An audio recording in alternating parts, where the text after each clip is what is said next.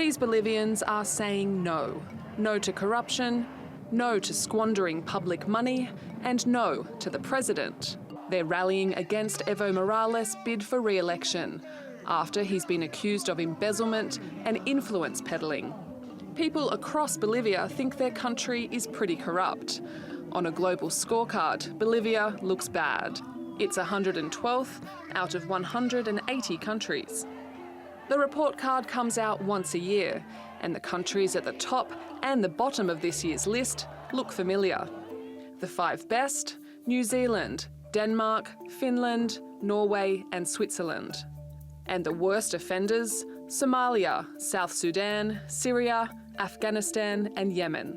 The countries that are on the move include Senegal, the UK and China. Their rankings have improved since 2012. But sliding down the list are Syria, Yemen and Australia.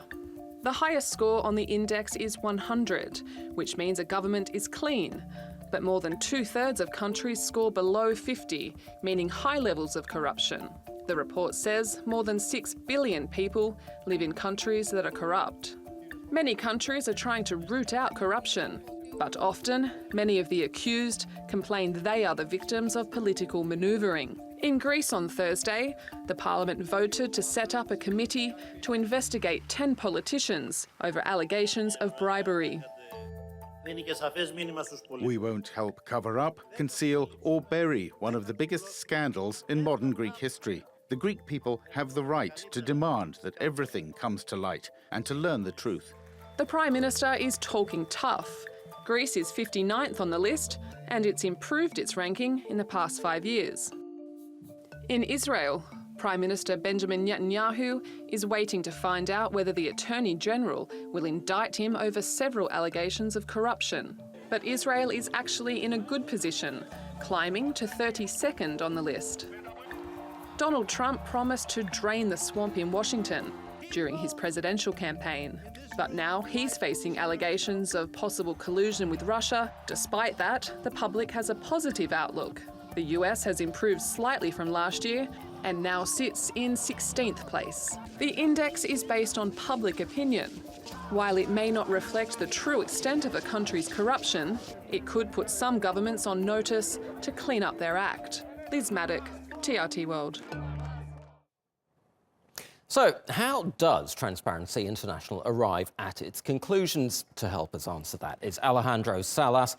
He's a regional director at Transparency International, and he joins us now live from Berlin. Alejandro, great to have you on the show.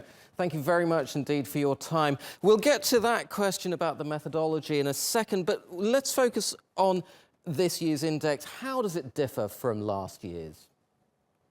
Well, thank you very much for the invitation. I mean, unfortunately, I have the bad situation when I have to present bad news, right?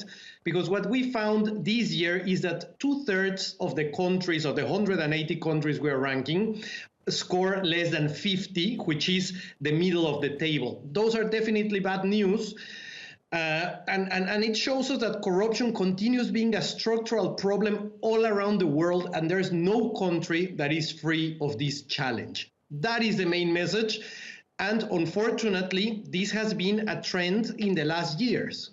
Is there a common thread through all of these things? For example, I'm thinking one trend that we're seeing for many years now is that income inequality has grown around the world. Does that have a correlation with corruption? Well, there is a relation, definitely. No, I mean, and there are many you can do. I mean, usually countries that have weak institutions, that don't have a strong democratic institutions like an independent prosecutor's office, a professional and autonomous judiciary, strong and well-resourced anti-corruption agencies, and so on, are those countries that score the least. That's why you will usually find at the bottom of the table countries that are in war, that have civil unrest, because institutions are very weak. Yeah. And at the top, you will find countries with democracies that have strong institutions historically. One of the most common questions I get asked about your index is why the focus on perception? I mean, isn't it a rather subjective way to measure anything? Definitely, it's not ideal, but people have to understand that corruption is in nature a secret phenomenon. So it's very difficult to capture it in its entire reality. So we need to use perceptions because it allows us to have an approximation of the problem. If you look at the results in the table, I mean, it's no surprise that there are countries in Scandinavia, for example, that are doing better than some countries that have very weak institutional setups. So in a way, you could argue if a country should be a little bit more or less than the other, but in general, the perceptions really do reflect reality. And that's the best we can do in order to measure so many countries. We're talking about 180 countries around the world. Okay, we're running out of time, but one very quick question. How could you improve the index in the future?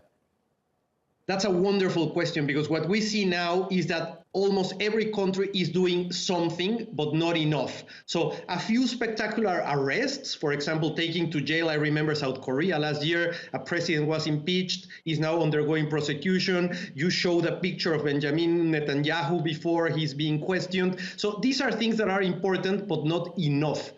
It has to do with prevention. It has to do with capturing and punishing the corrupt. It has to do with allowing civil society to complain, to blow the whistle, and for journalists to be able to report and talk about the problem. That's the only way. Alejandro Salas, I'm afraid we are out of time, but thank you very much indeed, Alejandro Salas from Transparency International.